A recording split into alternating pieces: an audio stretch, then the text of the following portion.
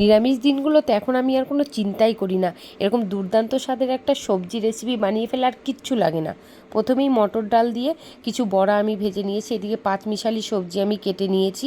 কড়াইতে দিয়ে দিচ্ছি পাঁচফোড়ন সোমবার, দিয়ে সব রকমের সবজি দিয়ে লবণ, লঙ্কা, হলুদ, জিরের গুঁড়ো আমি দিয়ে দিচ্ছি। আর এই রান্নাটা পুরো কিন্তু কাঁচা লঙ্কায় করব। কিছুক্ষণ নাড়িয়ে চাড়িয়ে নিচ্ছি। এদিকে কিছুটা কাঁঠাল বীজ আমি প্রেশার কুকারে সিদ্ধ করে নিয়েছি। এবার সিদ্ধ করে রাখা কাঁঠাল বীজগুলোর মধ্যে দিয়ে দিচ্ছি।